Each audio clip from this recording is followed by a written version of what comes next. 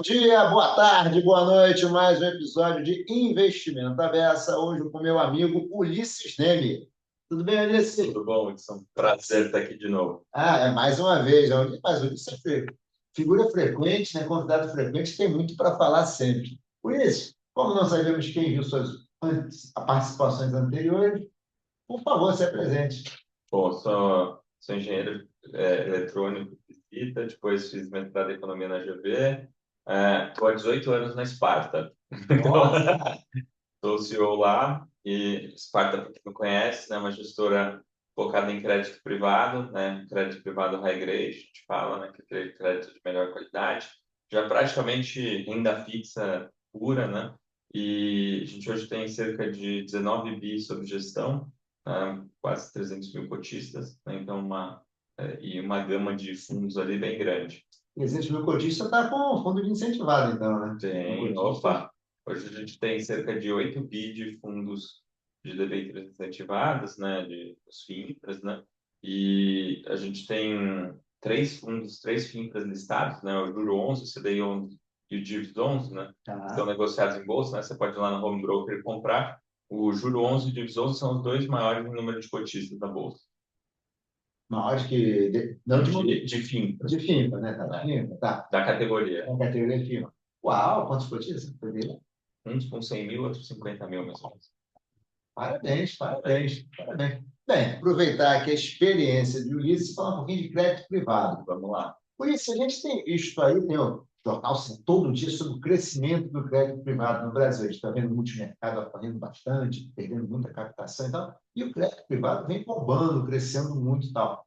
O que você atribui? O que você acha são os fatores aí que alavancaram o crédito privado no Brasil? Acho que, assim, por um lado, você tem um país que não é o país da renda variável, né? É o país da renda fixa. Tá? Então, com taxas de juros super altas, eu falo com muito pesar como cidadão, mas para os nossos clientes a gente resolve o problema deles. Eles têm dinheiro, têm que fazer render, a gente tem as soluções para fazer isso com consistência, com uma previsibilidade boa. Né? Então, é isso que a gente trabalha. Acho que um outro ponto importante é que a gente vem vindo um amadurecimento do mercado de capitais nos últimos anos bem forte, né? Então, você vê o número de emissões crescendo, mais empresas acertando o mercado de capitais, né? Os instrumentos, né? Você tem uma gama enorme de instrumentos para viabilizar vários tipos de produtos, né? As próprias regulações de fundos, elas também se sofisticaram bastante. Você tem uma gama de produtos hoje muito grandes, né? Então, eu mesmo comentei, né? A gente tem vários tipos de fundos na Previdência, vários tipos de fundo de condomínio fechado, tem até fundos listados em bolsa, tem os fundos de condomínio aberto, para, às vezes, focado em poucos investidores profissionais, às vezes, fundos mais de varejo, com características diferentes. Assim, você consegue criar hoje uma gama de produtos muito grande. Né? Isso tudo ajuda a criar uma massa, né, de dinheiro Ah, que financia as empresas, que ela é muito mais robusta, né? E a gente vai vendo os números, né? Os principais números que a gente costuma ver são, né, o estoque, né? Então a gente vê a quantidade de títulos de crédito privado, né? Então está falando de trilhões de reais hoje, né? Inclusive esse ano a gente tem esse ano inclusive está acontecendo uma coisa interessante, né? O crédito através do mercado de capitais, né, para empresas, ele está superando o crédito bancário para empresas. Então, assim, a gente está naquele momento em que o crédito, que o mercado de capitais está superando o mercado que é bancário uma coisa como que se fonte de quando pagamento, sabe. que era impensável um tempo atrás, né? Isso, acho que tem toda uma mudança, veja, em países mais desenvolvidos é assim, né? E eu acho que isso daí, na verdade, é um ganho para a sociedade, Sim. né? Sem dúvida. Então, acho Dando que crédito direto, né, para quem precisa. você vê numa frente interessante aqui, né? As debêntures incentivadas, né? Quando elas foram criadas lá em 2011, né? Tinha muita crítica, e eu acho que justas, né? Falando assim, poxa, escolheram a pessoa física para ser o financiador de projetos de investimento de longo prazo no Brasil, sendo que no mundo inteiro quem financia isso são os investidores institucionais. Essa é uma boa questão. Isso. Só que daí a gente olha 15 anos depois e assim, deu certo. Né? Achamos o caminho. Então, contra as probabilidades, tudo jogando contra, deu certo. E o mercado. Vou só fazer um parêntese. Essa estrutura da debênture ser comprada dentro de um fundo é perfeita, porque você É dilui o risco do investidor. maravilhoso. Isso acho que foi uma sacada. E assim, acho que pensando de uma maneira mais ampla no mercado, né? Você fala assim, você tem uma massa de capital pronta para financiar aquele setor e que quanto mais diversificada, mais perene a massa de capital como um todo é. Então, assim, é um benefício para a sociedade enorme. Tanto que o que aconteceu é que, se fosse ver há 10 anos atrás, quem financiava infraestrutura no Brasil, basicamente bancos públicos, né? E não tinha fonte privada. Isso inverteu totalmente. Hoje, o principal financiador do setor de infraestrutura é o mercado de capitais, né? A gente conseguiu, teve a inversão, seja pela redução dos desembolsos dos bancos públicos, seja pelo crescimento do mercado de capitais em si. Então, a gente conseguiu avançar muito. Então, é um negócio que era contra todas as probabilidades, mas deu certo e isso é um ganho incontestável, né, para o país. Esse é um caso, né, daqui a pouco a gente tem o Pix, que é um sucesso global, né? Todo mundo, mas o mercado de debênture incentivado também é outro caso de sucesso a nível global. Então, na verdade, se for pensar o seguinte, quem está financiando a estrutura do Brasil hoje, já que o Estado está meio quebrado, é a debênture incentivada. Boa É, parte, pelo menos. o Estado, acho que, assim, tanto que quando surgiu aí a MP, né, 1303, né, foi a MP do ano, né, e ela vinha com essa proposta de tributar, né, as debêntures incentivadas e tal, porque, e assim, a pergunta que surge é assim, pô, mas a gente, como sociedade, temos duas perguntas, né, primeiro, é a capacidade do governo de aportar dezenas ou centenas de bilhões de reais nos bancos públicos para dar esse funding no lugar, né, do mercado de capitais. Temos isso? E a segunda pergunta é, queremos isso? Né? Porque, como sociedade, você pensa assim, né, o Banco de Desenvolvimento ele tem um papel super importante, onde o mercado de capitais ainda não plenamente, não atua plenamente.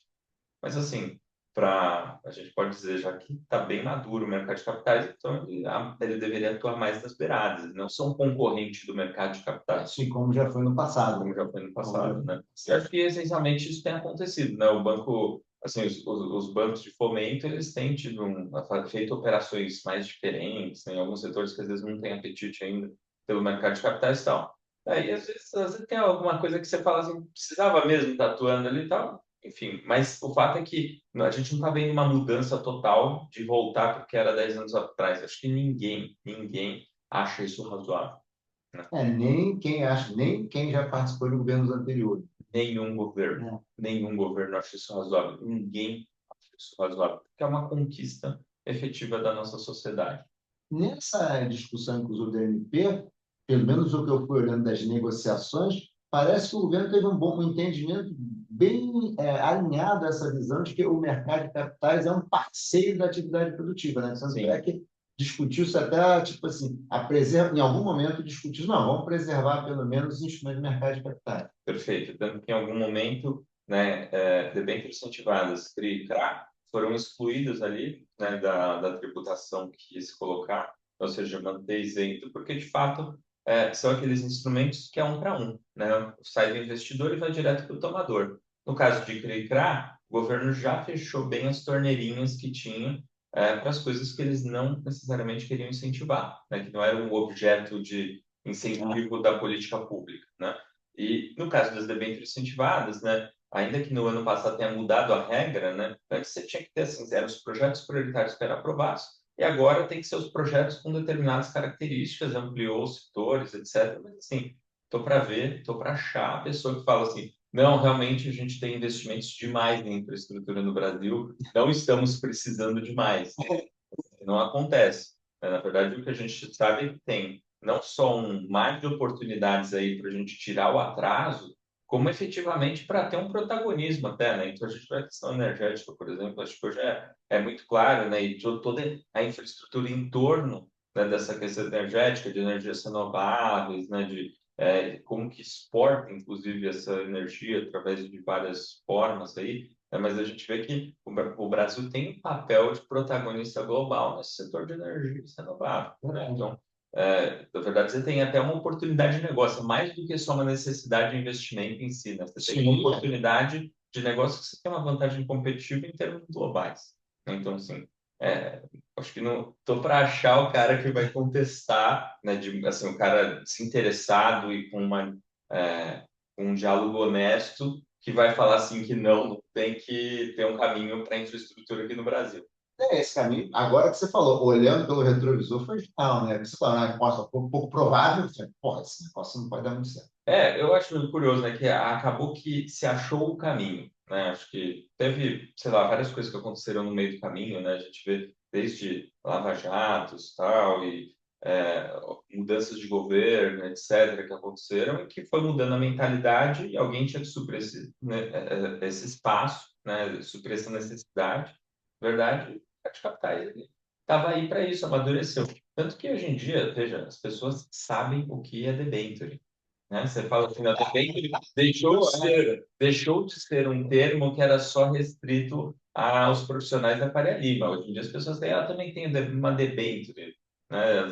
Era gostoso falar tem ação, né? De dentro ninguém fala. Ninguém falava, às vezes falava um fundo, né? Tipo, mas hoje em dia Mas, fala, não, também tem umas debêntures incentivadas. Às vezes você ouvir as pessoas, tem o CRI, CRA, tal, não sei o quê, né? As pessoas falam isso efetivamente, né? Então, acho que veio a tecnologia junto, as mudanças, tipo, da sociedade mesmo, né? Hoje em dia tem muito mais informação disponível, né? total, né? Tem desde toda assim, uma rede de distribuição muito mais sofisticada, né, que tem uma capilaridade enorme, que consegue levar informação mais na ponta, né, acho que potencializados pela tecnologia, e a parte educacional que avançou assim, enormemente. Não, isso melhorou muito mesmo. Mas eu tinha uma coisa, esse projeto, porque tem muita gente, a gente tem visto, leva duas perguntas em uma, na verdade, né? A gente tem visto muita gente procurando produto incentivado, né? É isso. A gente vê muita gente procurando produto incentivado. E tem projeto bacana, gente. Essa é uma excelente pergunta, né, que acho que hoje, inclusive assim, nessa MP 1303, eu acho que o governo, ela nasceu com um objetivo claramente arrecadatório, né? É, Tipo assim, não tinha, não era escondido isso, né? Era assim, para arrecadar mais mesmo, tanto que todas as alíquotas cresciam, ponto. né, sem Mas, contar que pegaram aquele arcabouço da escadinha da renda fixa, que era, já tinha mais de 20 anos, de repente, isso tudo nada, eu posso era só para arrecadar, né? Então, assim, obviamente fica mais pobre do ponto de vista das discussões técnicas, mas se cria lá as narrativas técnicas para tentar dar um verniz bonitinho, né? Não sei o quê. Assim, uma ou outra, tipo, um ou outro avanço que eu admito que tinha mérito, de fato, mas, assim, no geral, é posto, né? Discussão ruim, né? A discussão que, no final, ficou claro que, assim, o Congresso foi lá e falou, aumento de imposto não dá. Mas, assim, um ponto que surgiu muito era assim, pô, as distorções, né? Uma das narrativas que surgiu, as distorções que os incentivados causam no mercado. Pô, por favor, aborda isso aí. Cara, é muito simples, né? Se você tem uma alíquota de imposto de renda que é de 15% sobre o retorno, quanto maior o retorno, maior o incentivo. Então, é óbvio que com taxa de juros absurda de 15% que a gente tem hoje, 10% real.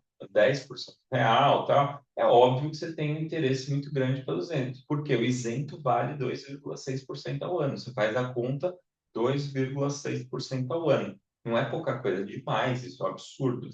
2,6 é uma taxa de juro americana em situações normais ao ano, né? E aí, você tem, isso Sim. daí é só o benefício da isenção. Então, daí vem aquele cara mais, não sei se mal intencionado, ou porque o conhecimento é muito raso mesmo, e fala, porque os spreads estão negativos, né? Sim, mas você não pode olhar o spread sem considerar o efeito do benefício tributário, né? Então, você olha lá, você soma 2,6%, você fala, verdade, tem aqui, continua sendo bom. Então, a pessoa gosta de investir porque não paga imposto, mas ela, fazendo a conta, ela vai chegar na mesma conclusão. Sim, se ela investir nesse produto 15 menos 2,6, ela está no 0 a 0. A conta seria assim, ó. Você quer CDI líquido ou CDI mais 2,6 tributado? Líquido é igual. É meio que isso. Com a diferença que, assim, você vai fazer as continhas e ver que, na verdade, o líquido, né? Quando você faz as contas ajustáveis, o tributado, ele não é CDI mais 2,6, né? O tributado, às vezes, é CDI mais 1, alguma coisa.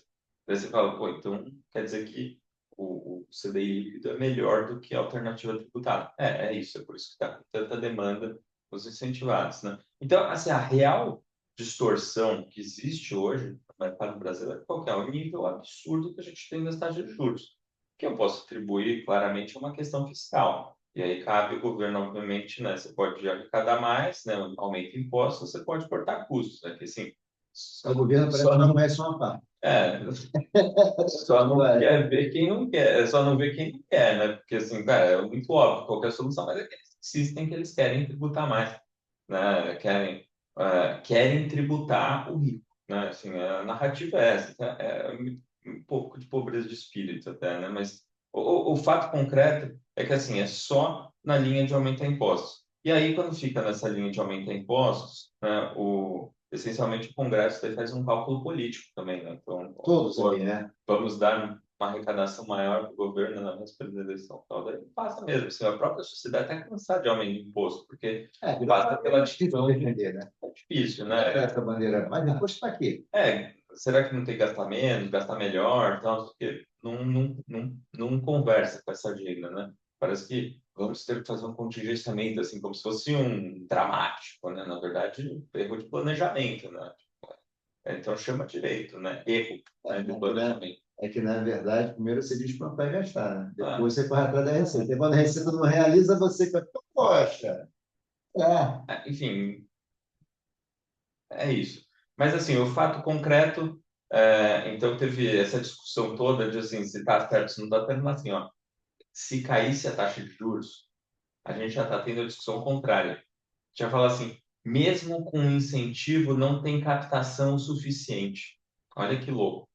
Né? A gente já está exatamente no cenário oposto, porque não é que hoje tem um incentivo que distorce tudo. Na verdade, assim, é dada a taxa de juros alta, distorce tudo, porque se a taxa de juros estivesse num patamar mais normal, não ia estar captando tudo isso. Né? As outras alternativas, se tivesse um ambiente com menos incerteza no ar, iam estar mais atrativas. O dinheiro ia estar indo para os outros lugares, ele não ia estar indo tanto para o incentivado. A gente já está falando assim, putz, o incentivo não é suficiente para atrair a quantidade de dinheiro que precisa atrair. Agora, você fez uma pergunta que eu não esqueci, mas eu não respondi. Daí eu estou te esperando. Você falou, tem projeto para tudo isso? Porque eu vou te dizer por quê. Que eu ouço muitas vezes, principalmente em governos estaduais, você está com dúvida. Quando o os governos estaduais, até o federal, abrem alguns projetos, o dinheiro estava aqui, mas não apareceu um projeto bom, por isso o financiamento não foi feito. Como é que você vê isso? A questão é No assim, seu ó, caso? vamos lá. Hoje em dia, qual que é o perfil das empresas que têm captado, né, através do mercado de capitais? São aquelas empresas de maior porte, né? Porque hoje em dia muita decisão de novo investimento ela não acontece porque a taxa de juros é muito alta. Não é que o spread é muito alto, o spread está negativo, lembra? Tipo, assim, o spread está negativo. Tá uma molezinha para empresa captar dinheiro.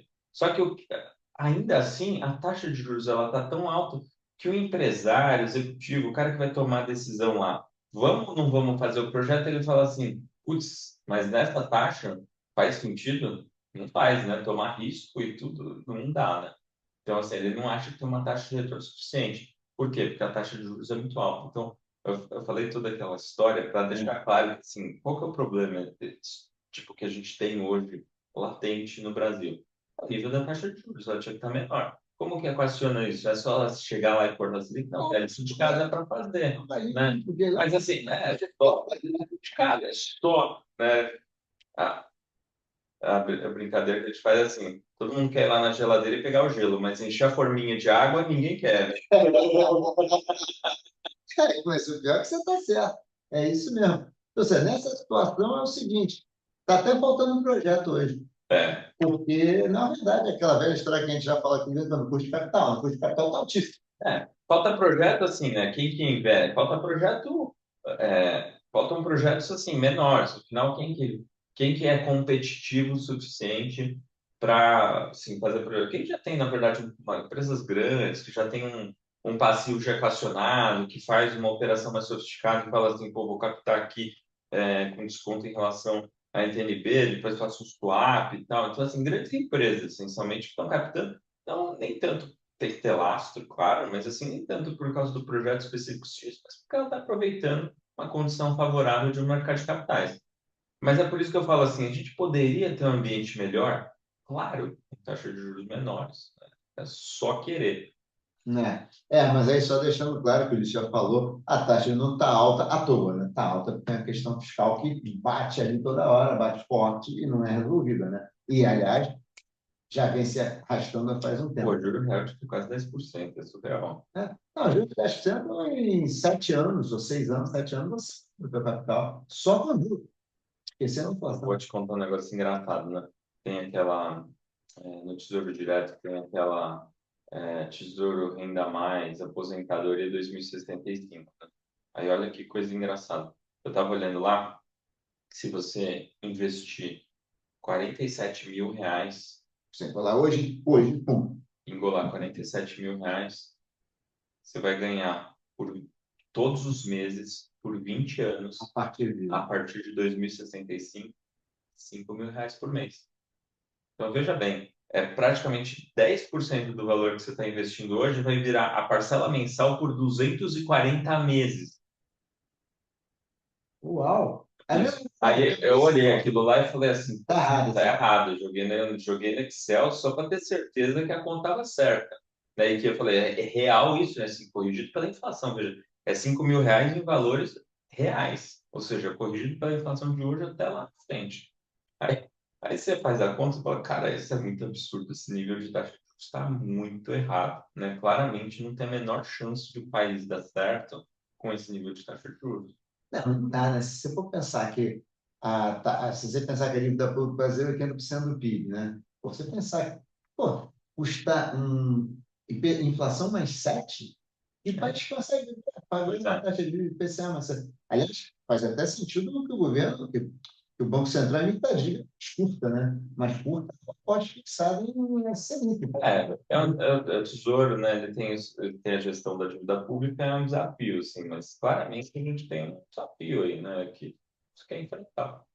É complicado. Agora, vamos a outro assunto aqui que eu tenho ouvido bastante também, que é os spreads estão muito amassados.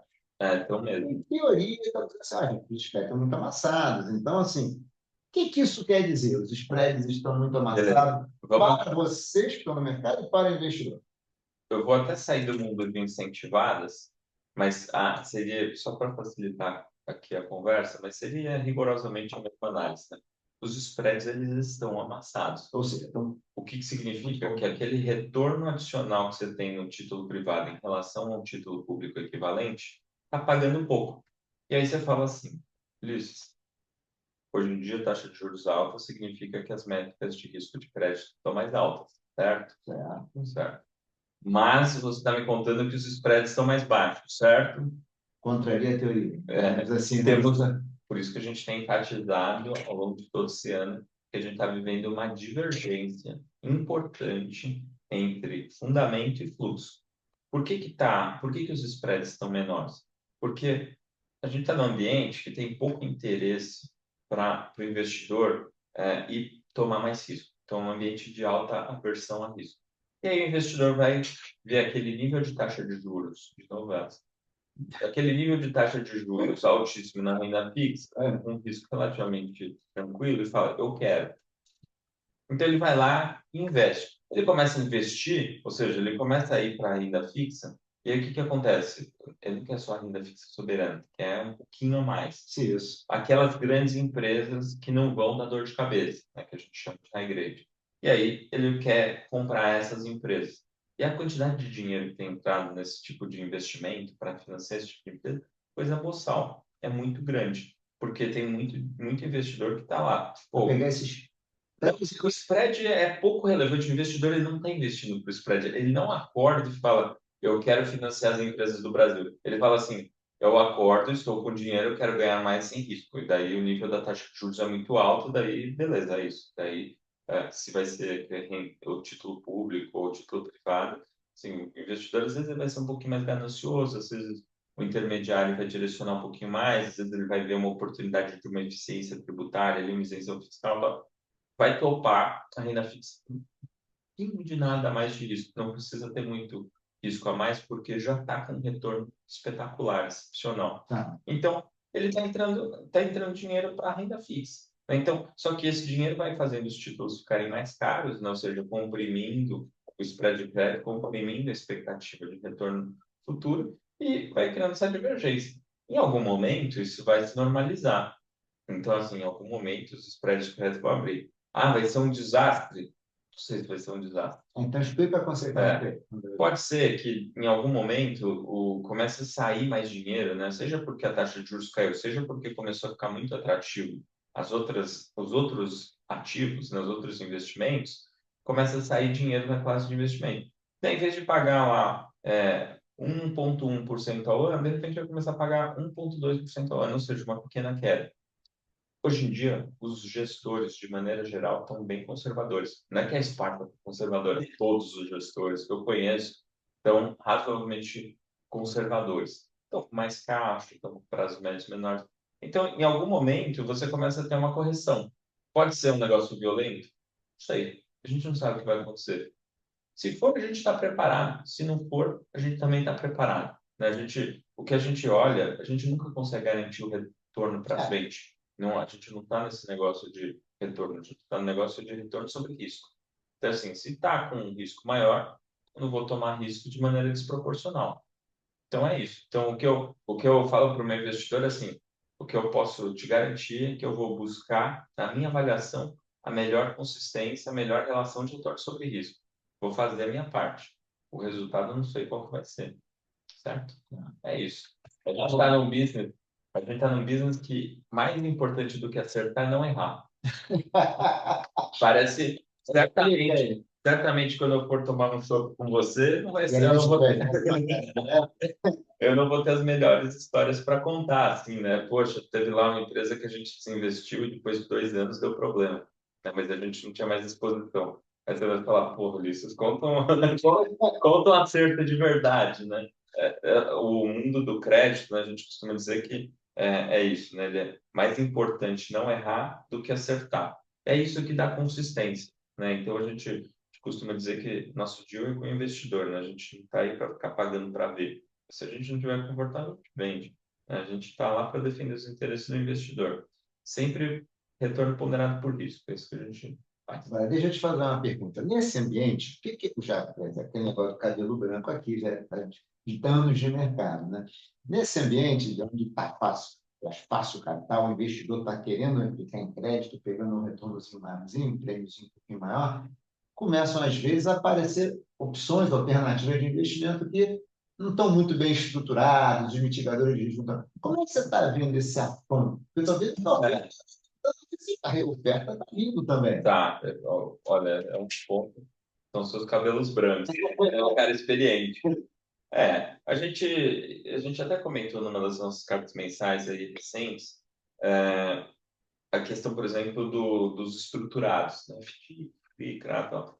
Às vezes tem coisa mais, assim, de empresas maiores, né? O risco da empresa, mas tem outras estruturas que às vezes são estruturas, tal. Se tem muita demanda, o poder de barganha não está com o investidor, tá com quem estrutura. Daí, eventualmente, quem estrutura Isso está vai ali com dinheiro. buscar ter mais flexibilidade, vai buscar uma taxa menor, uma taxa que eventualmente não compense os riscos, né? E aí a gente, então, você está indo em lugares que tem mais risco e eventualmente você tem até uma taxa maior, mas você não sabe se você tem uma relação de retorno sobre risco maior.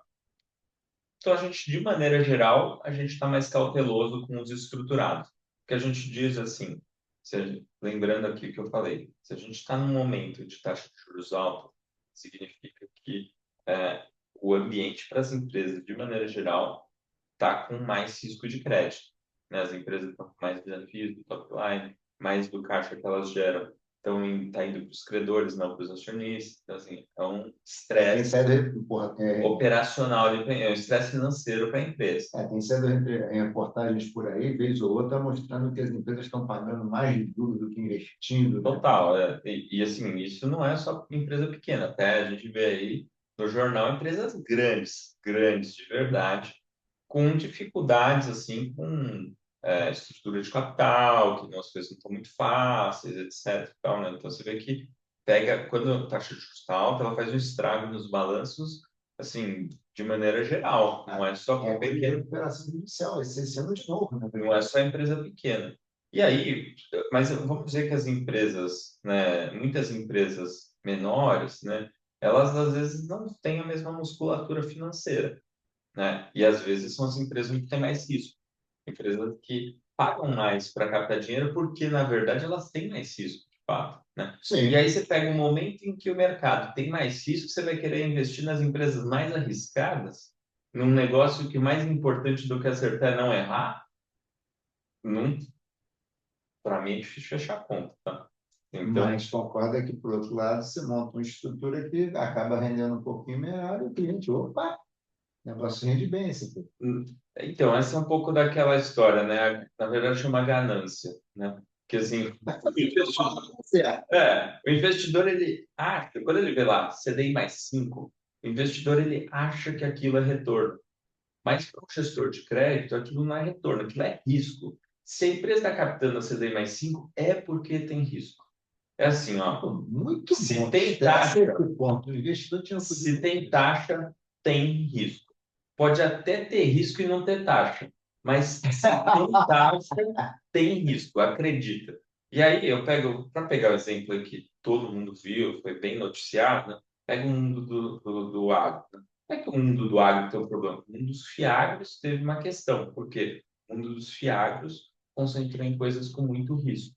Né? Então, concentrou ali muito em um tipo específico de geografia, um tipo específico de cultura, tipo, quando os produtores com mais risco, e daí, quando deu a chacoalhada, eu brinco que quando o raio cai, ele cai no spread mais alto. Teve um monte de coisa que Daí explodiu. essa frase. Né? Exatamente. Inclusive, com não só isso, né? Não só tinha spread mais alto, mas tinham concentrações grandes. Então, assim, você tem risco alto, bem concentrado dentro de umas carteiras e tal. Assim, então, foi um desastre. Né? Então, de fato, machucou um monte de investidor, ficou um ambiente ruim e que, de certa forma, parecia até que o agro, em geral, está com problema, que é uma grande mentira. Né? Não é que o agro estava com problema, o agro não está com problema. Né? Mas alguns tipos de produtor estavam numa situação mais delicada, né? Alguns tipos de elos da cadeia estavam numa situação mais delicada, porque tinham mais risco, eram os caras mais frágeis, e aí quando deu uma estressada, né, eles explodiram. Né? Então, teve as perdas. E aí eu vou falar para você assim, ó, imagina que no Brasil a gente é conhecido por ter um sistema judiciário célere e de alta recuperação do crédito. Acho que não. Foi você que disse. Opinião minha, não é do disse. É, então assim, eu vejo muito que, por exemplo, lá nos Estados Unidos, né? Até outro dia eu assisti um vídeo de um gestor que eu acho um cara muito bom, inclusive, né? E eles falando assim, tipo, lá nos Estados Unidos o private credit está bombando, tal, não sei o quê, que seria o equivalente, né, justamente, talvez ao mundo dos FDICs, Tá. estruturado, tal, não sei o quê. Sim, mas tem uma diferença importante. Lá nos Estados Unidos, né, as garantias funcionam, você executa as coisas com celeridade e, tipo, você tem boa recuperação. E, claro, que não é o cenário do Brasil. Então, assim, é meio maluco você achar que no Brasil você vai ter, assim, coisas muito melhores, porque você vai pegar empresas que não estão acostumadas a acessar o mercado de capitais, vai confiar numa garantia que elas pode até estar bem estruturada, e tem gestores que sabem fazer isso super bem, mas, assim, na média, você vai ter um monte de gente agora que sabe executar garantia como ninguém. O sistema judiciário nosso vai ter uma ótima recuperação para o cliente se der problema. Aqui não. Você Sim. colocou um ponto que eu não tinha parado. Então a gente acha que assim, o momento, veja, mercado de high yield, né, que, cara, passou de CDI mais 3, eu chamo de high yield. Tá? Tá. Tudo que é high yield, a gente tem um mercado que tem crescido. Bem, E tem crescido e vai crescer muito. E é vai um ter risco que cresça, né? muita oportunidade. A gente acha que é importante isso para o país. Vai acontecer. Só que tem hora em que a relação de retorno sobre risco fica melhor, tem hora que fica pior. Né? A gente acha que está num momento do ciclo que é talvez o pior para investir em high yield. Enquanto que o momento para, a hora que a gente vai com taxa de juros para baixo, tal, não sei o quê, vai ter esse momento em que, de fato, as coisas vão estar mais atrativas para investir no high yield. Agora, nesse momento, é simples assim. Então, tipo, ao longo dos ciclos, né, a gente acha que muda, assim, as oportunidades, né? Tem hora que vai ser, pô, agora, por exemplo, a gente acha que é hora de se esconder, é hora de ser mais conservador. A gente não se... Imagina, no high grade a gente está coxinha, né? A gente está importando prazo, mais caixa, tal, não sei o quê. A gente não tem yield agora, né? Assim, daí o investidor fala, não, não, eu quero o CDI mais 5 porque é melhor do que comprar CDI mais 1. Você fala, putz, mas porque o CDI mais 5 serve para que é retorno, né? E daí você pega lá aquela Fiagro, é engraçado, né? Tinha os Fiagro de CDI mais 5 que não entregaram nem CDI, não entregaram nem positivo. E aí a gente tem um Fiagro que é um dos mais coxinhos do mercado, no nosso Fiagro CRA11.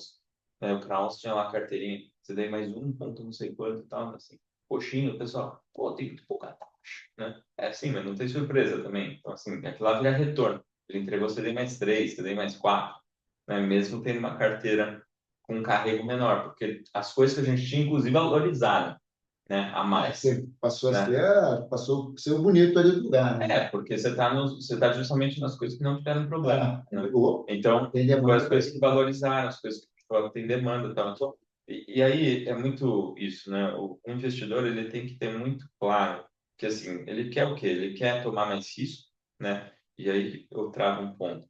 A renda fixa é o lugar onde o investidor costuma tomar mais risco? Normalmente não, né? Normalmente a expectativa que ele tem na renda fixa é não me venha com surpresas, me entregue um retorno ok, né? É isso que o investidor fala na renda fixa. Então, a gente faz muito nossos produtos lá nos parques, nossas estratégias todas pensando nisso. O investidor, ele quer ganhar, assim, ele quer tomar risco em uma parcela da carteira dele, né? Não é renda fixa, assim, é outra Sim. porção. Na renda fixa, ele quer consistência. E a gente acredita, inclusive, que assim, o que faz a gente ter os melhores, o que faz o investidor ter os melhores retornos na renda fixa no longo prazo, o que que é? A consistência. Não é o retorno do mês, o retorno do trimestre, não é isso. Assim, é consistência, menos surpresas negativas. Por isso que a gente fala muito que mais importante do que acertar é não errar. Não, está certíssimo, está certíssimo. Por isso, a gente está indo para o final. Deixa eu te fazer uma provocação. Será que essa chama correria, essa corrida para o crédito privado, é porque o multimercado está indo muito mal, e aí o brasileiro acostumado com taxa de juros alta, sempre, tudo bem, agora a taxa de juros está altíssima, né? Mas ele olha assim, e vê, não, aquele retorno CDI, mas não sei quanto no multimercado não tem. Ah, mas tem um negócio ali no crédito privado. Aí ele vai e não faz as perguntas certas.